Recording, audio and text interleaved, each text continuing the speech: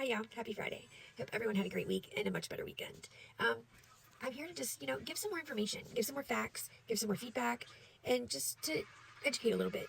I think it is imperative in bringing awareness that I encourage people to go look for answers and do their due diligence to find out the information on their own. I also feel that it's important when someone such as Tabitha, Hippie Harley, HH, Eunice, whatever you want to call her, is saying lies, that we show the proof to prove her wrong. She sits on her platform daily and spews nothing but hate and lies and slander on people, which in turn makes people react and defend the truth. It's not about defending one person, it's about defending the entire truth. And if that's the route we have to go in doing this, that's, I guess, where we're going to have to go. It's not bullying, it's telling the truth. When did telling the truth become bullying? I'm not going to her chat. I'm not going to her inbox. I'm not going anywhere near her. I'm just speaking the truth. And I'm using her own words, her own behaviors to show you the truth. I don't understand where the harm is in that. But she wants to say that it's bullying. You know why? Because she doesn't want you to listen. She doesn't want you to hear that truth. So every time she tells a lie or things that she's lying about on the daily, we're just going to start showing the proof. If you're going to accuse someone of something such as trafficking, kidnapping, or stealing, you should show the proof. If you're going to accuse someone of starting drama, of starting hate, of starting any of it, show the fucking proof. Or shut up. Show the proof or shut up. Now, I have spoken about things concerning Tabitha on my platform that are of a sensitive nature and that people don't feel comfortable speaking about on TikTok.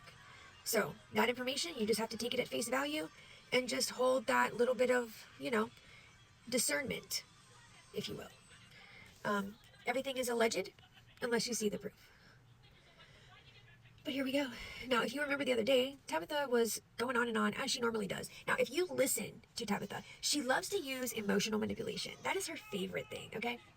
And she likes to just go on and on. She tells you the same story. It's a monologue. You know what a monologue is? A monologue is what actresses use. They read it. It's like they're a part of the script. They read it. They get their lines down. And then they remember it word for word so that when it comes their time to read it and practice it, they don't have to look at their cards anymore, right?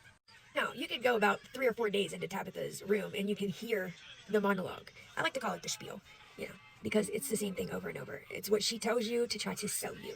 So the other day, she made a statement that Mama Tot and Slot told Ashley, the guy in Kansas that she was staying with in an abandoned nursing home, hospital, whatever the hell it was, that they were telling him to turn off the electric on her so that she could be in the hands of them and they could traffic her and do whatever they needed to do with her, right? Okay, let's listen to that clip. Dry, and I had to get some more glue.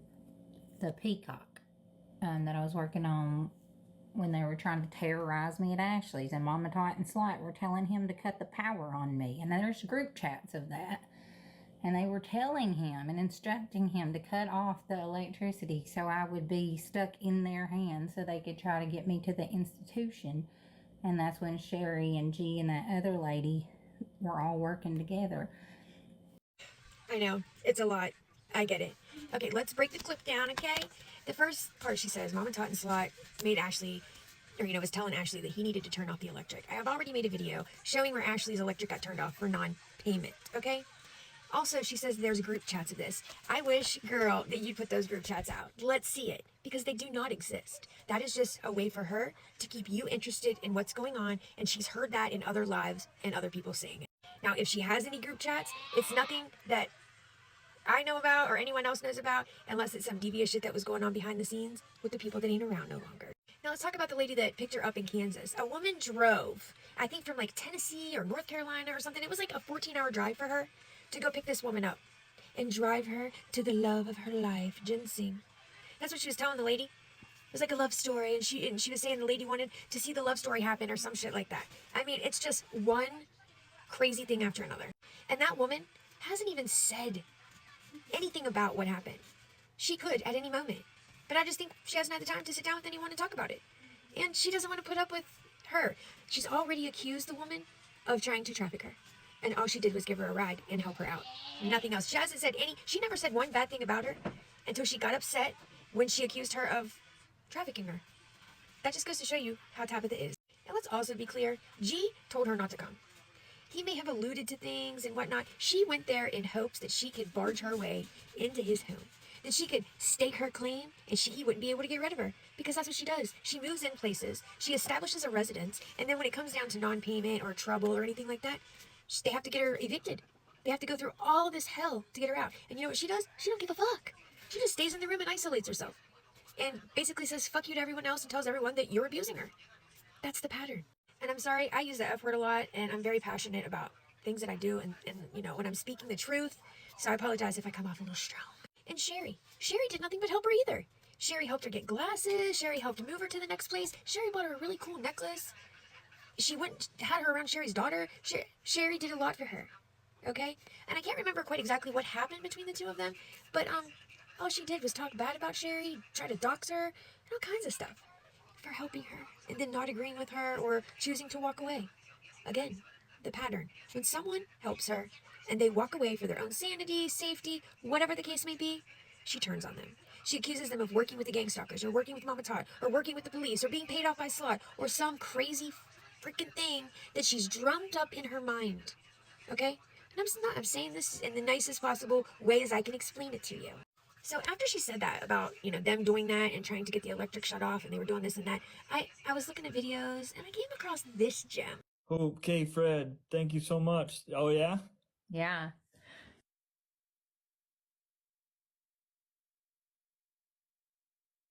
First TikToks ever talking about how that girl that looked like Marilyn Monroe influenced her into doing diamond art. And so that made me feel really happy.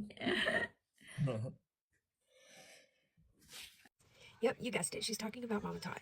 Now, wasn't Mama Todd supposed to be forcing Ashley to do something here to get her into an institution, shut the power off on her so she's in the grasp of their needing their help? She was looking to get out of this place days before any of this happened, okay? They got into an argument, her and Ashley, and it became uncomfortable for her, which that's what happens in many cases. Everything becomes uncomfortable and she has to get out. So she looks pretty happy to be talking about Mama Todd, who had just done a video concerning the diamond art and how, or Papa Todd did the video. One of them did a video saying that they influenced her to do diamond art, them to do diamond art. And she was so happy about that. But Mama Todd was supposed to be getting Ashley to turn the electric off when Ashley hadn't paid the bill, and he had a disconnection notice, and the utility company shut the electric off. This is a great example of things that she exaggerates to try to make Mama Todd and everyone else look like a bad guy. And half of you believe her.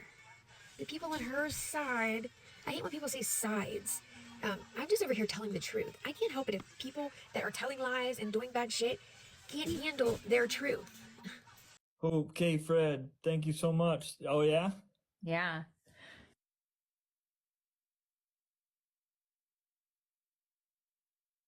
First TikToks ever talking about how that girl that looked like Marilyn Monroe influenced her into doing diamond art. And so that made me feel really happy.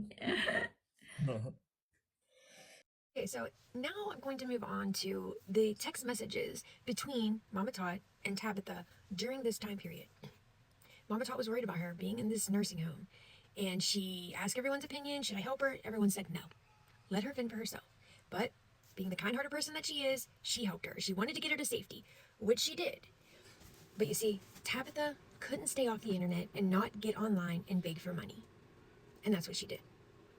And Mama Tot was trying to help her find maybe a room for rent in the area that she was in, and she found one. She was giving her the information, but all Tabitha had on her mind was getting to Ginseng. She thought that Ginseng loved her and was just waiting with open arms, and that was not the case.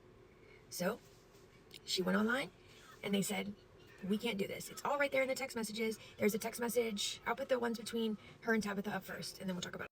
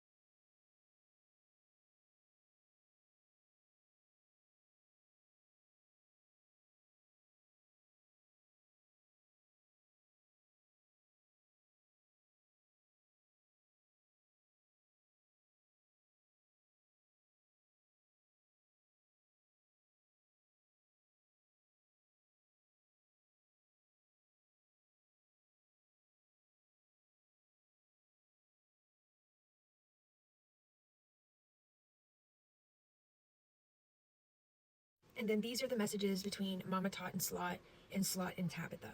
Mama Tot was, you know, reaching out to Slot. They were trying to work together to get her into a hotel and help her get a rental and get to ginseng. That's where she wanted to go. They wanted to help her. They were trying to help her, not trying to capture her. If you all believe that these ladies have all of this power, you're simply wrong. If that were the case, Slot wouldn't be going to jail for her bad behavior, a situation in which Mama Tot had no involvement, which is for another video. Okay, I'm trying to include everything about that night and that time period so that you have a full, better picture of everything. Like I said, they were trying to help her get to ginseng. They were going to rent a car for him and let him go. But he wasn't interested in it. He didn't want to do it. But he didn't want, you know. But in all reality, I don't... never mind. Never mind. Anyways, this is the phone call that she cries about and says it was smushed together. This phone call is directly from Mama Tot's phone. It's not been spliced. It hasn't been cut. Nothing. This is a voice clip because that's just how it was recorded in clips, not in like a full screen recording or anything like that. It was just voice clips. And this happens to be one of them. And, you know, it's unfortunate that Tabitha just can't admit that she has lied about this. That, you know, she could say, I feel like I have... That's where she went wrong with the autism. Instead of coming on this app and saying, I'm undiagnosed, I believe that I have autism. She came on this app and said, I am diagnosed, I have autism. Not okay. Not okay. Not okay to cast a shadow, as she has, on the autism community. Not okay to make autistic people appear lazy and unwilling and just so many things. This is that call where she wanted Mama Tot to get Slot and them agree to lie and say that she had autism. It doesn't sound like they were trying to get her to a mental institution. It doesn't sound like they were trying to kidnap her. It sounds like they were trying to help her. Just like all the other people who have helped her and been torn apart and their lives destroyed. It's just kind of important that she just gets over to her people that I am diagnosed and that's it. Nobody needs to mention it again. Then I drop and she can even act like she just found out. If she just wants to say, I just need to let everyone know that she does have an actual diagnosis, or that this is what I've been informed of, and that she needs to not be believed for her disability, or whatever she wants to word it as. She can even act like it's new info. I don't care.